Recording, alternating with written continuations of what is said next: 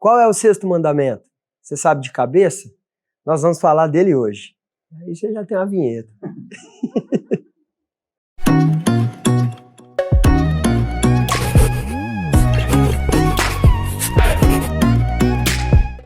Êxodo 20, versículo 13. Não matarás. Mas na tradução da nossa língua, o melhor seria não assassinarás. Nesse mandamento, o próprio Deus ele restringe a possibilidade do ser humano matar. A verdade fundamental que esse mandamento carrega é que a vida deve ser respeitada. Essa ordem é dada de forma pessoal e individual a cada ser humano. Não é algo genérico, por exemplo, sem um sujeito, algo no geral, não se deve matar. Mas se deve notar que Deus usa a segunda pessoa no singular aqui. Tu não matarás, tem um sujeito. Cada um deve respeitar a vida e deve preservá-la, tanto a própria como a do seu próximo. E não é uma decisão particular do ser humano matar. No Catecismo Maior de Westminster, nós não vamos ler toda a sentença, mas nós encontramos a seguinte declaração, na pergunta 135, quais os deveres exigidos no sexto mandamento? E a resposta é, os deveres são todo cuidado e todos os esforços legítimos para preservar a nossa vida e a dos outros. E o que cerca então esse mandamento? Esse mandamento, ele envolve a verdade de que os seres humanos são os únicos criados à imagem e semelhança de Deus, se tornando assim o ser humano diferente de qualquer outro ser criado. O ser humano ele é o único capaz de amar a Deus e a seu próximo, entendendo o que está fazendo. O ser humano é o único que é capaz de se relacionar com as coisas criadas, ou as coisas que Deus criou, de forma amorosa. O ser humano foi o único criado com valores de dignidade, espiritualidade e assim por diante. Esse é o ser humano que Deus criou e quando ele criou, ele disse que era muito bom. Ser que é único, muito mais importante do que jardins, do que animais de estimação, pássaros. Ser que é sagrado porque é a imagem e semelhança de Deus. E aqui está o ponto-chave. O ser humano representa a imagem de Deus na terra e por isso ele recebe proteção divina. Daí o mandamento, não mate. Retirar a vida do ser humano é pecar diretamente contra Deus. Nós estamos aqui hoje discorrendo sobre o entendimento bíblico desse mandamento e as escrituras nos dizem que só Deus é criador. Se só Deus pode criar, só Ele pode tirar a vida. E só Deus determina uma forma dessa vida ser tirada pelos meios que Ele desejar. Até porque, se você notar pela Bíblia, a morte ela é uma pena criada pelo próprio Deus. Morte significa separação. Separação do homem com Deus, separação do corpo e espírito, separação eterna de Deus. Separações que somente Deus deve e tem plena certeza para fazer. Pelas Escrituras, nós sabemos que a morte ela entrou na história humana por causa do pecado. Deus havia dito lá em Gênesis 2,17, mas não coma da árvore do conhecimento do bem e do mal, porque no dia que dela comer, certamente morrerá. O ser humano ele não conhecia a morte até ali.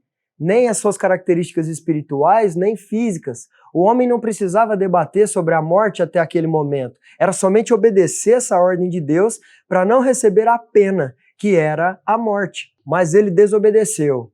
E a pena aconteceu na história humana. Em Gênesis 3, nós vemos o ser humano comer do fruto proibido e ali a primeira morte.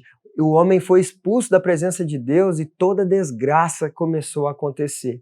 A morte foi uma pena dada por Deus. E a partir daqui, o ser humano ele precisou começar a se preocupar com a morte em todas as suas características. Pessoal, o pecado não é a morte em si. A morte é a consequência do pecado, uma pena dada por Deus. Romanos 6,23 deixa claro, o salário do pecado é a morte. Pois bem, o primeiro caso de assassinato na Bíblia, que é a morte física, aparece lá em Gênesis 4, quando Caim mata o seu irmão Abel. E depois de Caim matar Abel escondido, a palavra registra o seguinte, Gênesis 4:10. Disse o Senhor, o que foi que você fez? Escute, da terra o sangue do seu irmão está clamando. Olha ali, estava clamando a Deus, apelando para Deus. Isso mostra o peso da morte nas mãos do ser humano. É algo que não pertence a ele, mas pertence a Deus. Porém, hoje, a visão de morte está completamente banalizada. Os filmes mais vistos são os mais violentos. Heróis que entram nos lugares matando várias pessoas, um tiro na cabeça de cada um, se explodir ao meio, melhor, jogos de assassinato, eu corto a espada ou estouro com um míssil, se pode espancar até a morte também, mas isso é tranquilo fazer isso. Quando eu era mais jovem, eu jogava um jogo que ele veio se tornar um filme, Mortal Kombat. Quando eu ganhava as lutas, dependendo com quem eu estava jogando, eu recebia o direito de tirar a vida de uma forma. Arrancava o coração, arrancava a cabeça, queimava até a morte. E eu me lembro que não só eu, mas todo mundo que estava assistindo a partida do jogo vibrava quando aquilo acontecia. Tudo isso fica na mente das pessoas sem elas perceberem. Isso gera pessoas que, quando veem alguém morto de verdade ou recebem notícias de morte, relatos de assassinatos brutais, não sentem como deviam sentir, não se condoem, não ficam indignados como deveriam, porque se construiu uma imagem superficial da morte e da morte humana. Eu não estou fazendo aqui uma campanha contra jogos ou filmes, apenas eu estou trazendo uma reflexão para a gente pensar. Olha, eu não estou dizendo aqui que uma coisa é boa e a outra é ruim, não, mas é ou não é que muita gente se escandaliza mais com um cãozinho sendo atropelado e morto do que com um morador de rua que morreu porque jogaram gasolina nele e colocaram fogo quando ele dormia. Muitas vezes a conclusão que se chega é de que o assassinato está banalizado, a vida humana perdeu o valor, perdeu o sentido, o significado, ninguém a vê mais como sagrada, a morte humana não escandaliza mais ninguém. E eu quero enfatizar uma coisa importante aqui, até mesmo a vida de um ser humano que não é crente tem esse valor. Todo ser humano ele foi criado à imagem e semelhança de Deus. Dentro ou fora da igreja, dentro ou fora da fé, a vida é sagrada. O mandamento é um mandamento que protege a vida humana e ensina que essa vida humana ela é sagrada. Até aqui, é importante lembrar que a vida humana é sagrada porque o ser humano é criado à imagem e semelhança de Deus, só Deus é o dono da vida e a morte é a pena dada por Deus. Mas esse mandamento é bastante abrangente e tem muita coisa para a gente conversar sobre ele. Olhando para esse mandamento, algumas questões surgem sobre poder ou não tirar a vida de alguém ou de si mesmo. E em alguns casos, Deus delega a outros coisas relacionadas à morte. Mas a autoridade vem sempre de Deus. Por exemplo, as guerras. Nós as encontramos no Antigo Testamento e nós as vimos sendo ordenadas por Deus. Mas não há contradição, porque, como eu disse no início, a tradução é não assassinar. Isso quer dizer assassinar no sentido de buscar os seus próprios interesses de forma violenta, particular. As guerras eram ordenadas por aquele que é o dono da vida. Era o meio que Deus usava para que Israel demonstrasse a glória de Deus. Era um meio também de Deus derramar a sua ira contra aqueles que ele percebia que mereciam isso. Tem um exemplo que nós devemos nos lembrar aqui. O rei Davi, quando ele quis matar Urias, o marido de Batseba, mulher que ele havia pecado, ele enviou um recado ao seu general que colocasse Urias, esposo de Batseba, na frente da batalha para ser morto. Isso está lá em 2 Samuel 11, você pode ler depois. Deus considerou a ação de Davi pecado, porque Davi usou da guerra para colocar os seus interesses particulares ao invés de manter os interesses de Deus. Mas você pode pensar, mas era uma guerra, tanta gente estava morrendo e aquela morte foi pecado?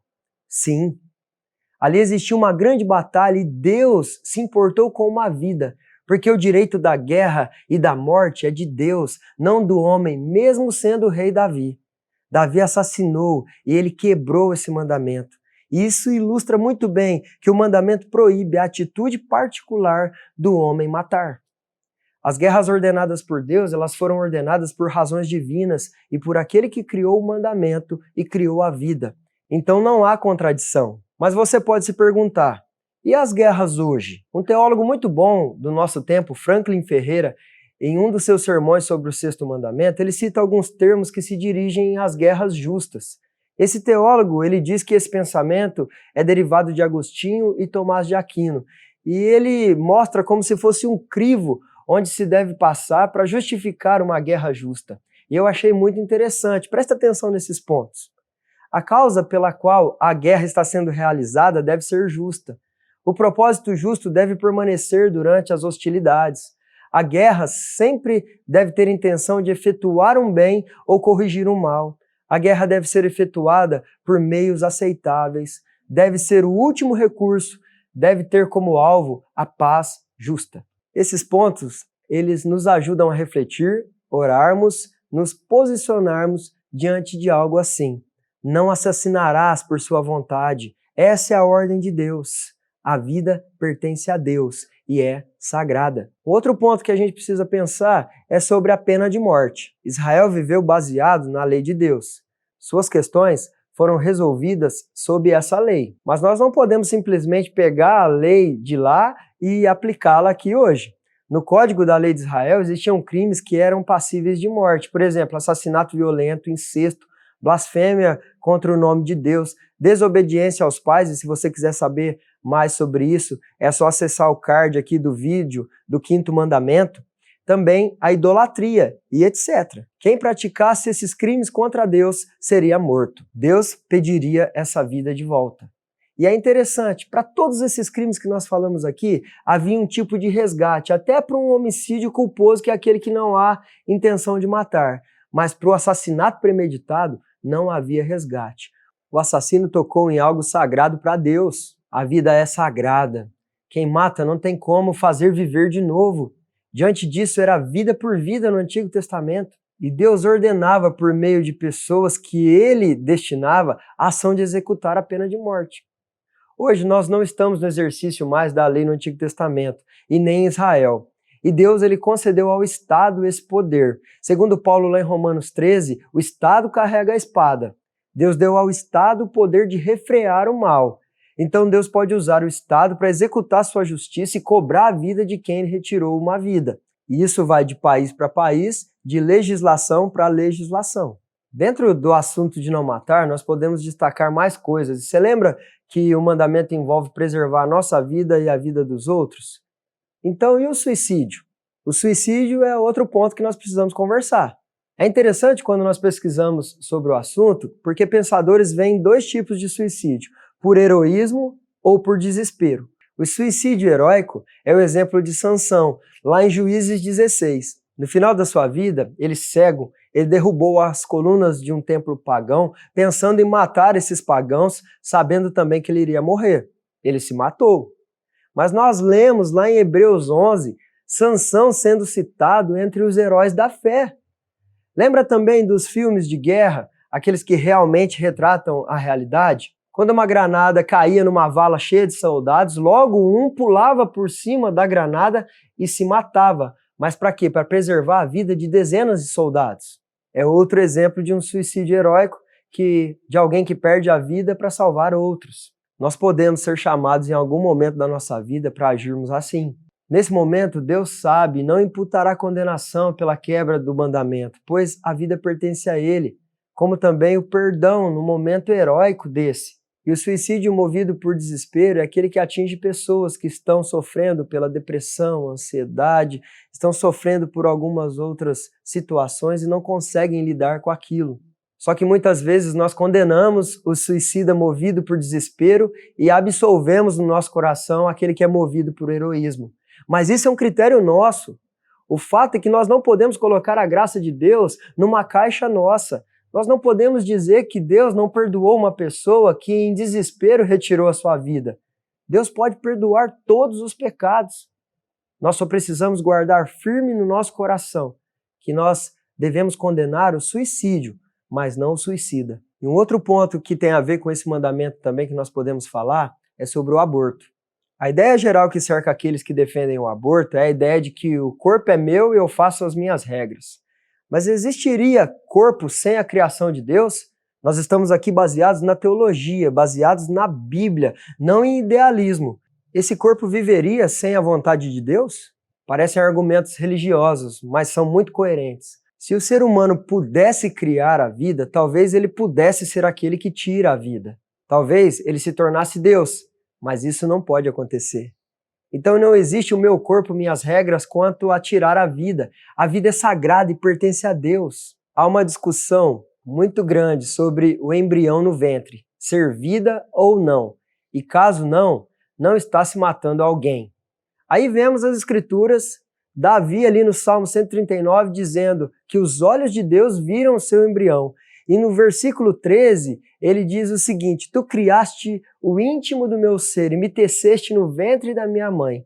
Deus é o Criador e é dele os primeiros momentos de vida. Pela Bíblia, nós não podemos cometer o aborto.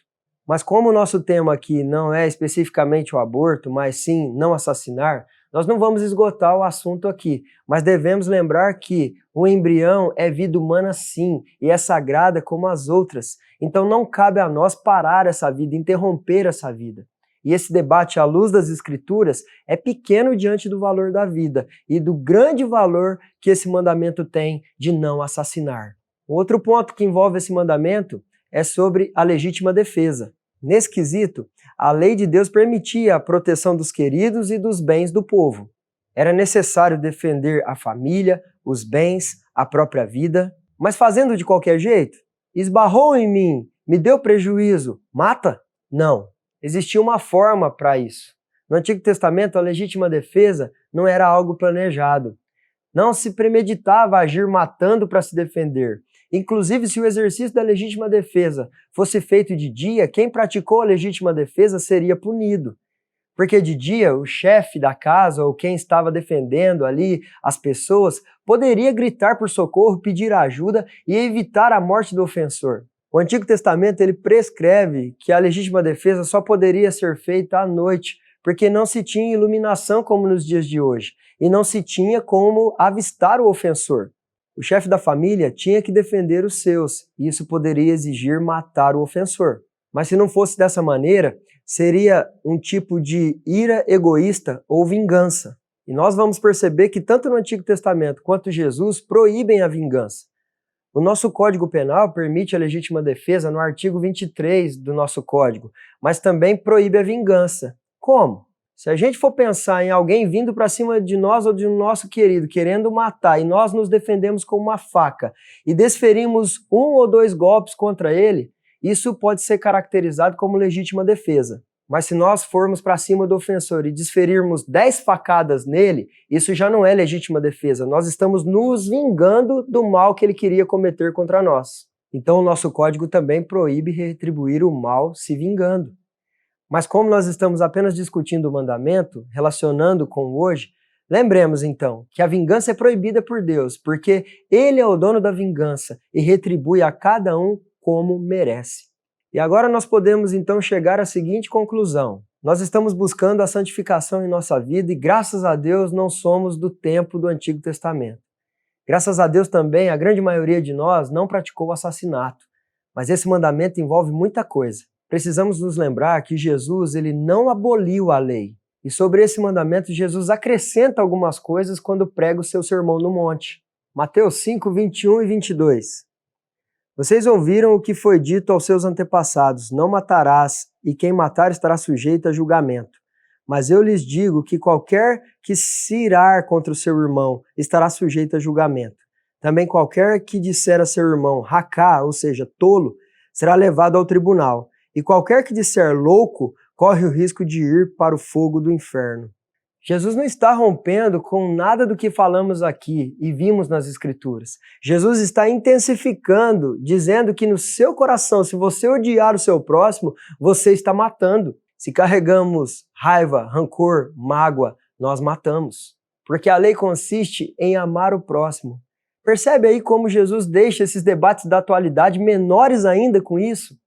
E é interessante que os teólogos reformados, tendo isso em mente, trazem no Catecismo de Heidelberg. A pergunta 106 diz, esse mandamento trata apenas de matar? E a resposta é, não. Proibindo o homicídio, Deus nos ensina que ele detesta a raiz do homicídio, a saber, a inveja, a ira e o desejo de vingança. Ele considera tudo isso homicídio. Diante de tudo que nós falamos aqui, nós podemos pensar que a quebra física desse mandamento está muito longe de nós. Você pode pensar que a quebra física desse mandamento está muito longe de você. Você pode não ter matado ninguém fisicamente. Mas em seu coração, quantos você matou? Você está envenenando quantos com a sua falta de perdão? Você está se matando, tomando veneno por causa de quantos que você não consegue perdoar? Esse mandamento atinge o que está lá dentro do nosso coração também. Atinge os nossos pensamentos, atinge os nossos desejos. Porque em todas essas coisas nós matamos em algum momento. E enfim, chegamos ao que a lei hoje nos mostra. Precisamos de Jesus Cristo.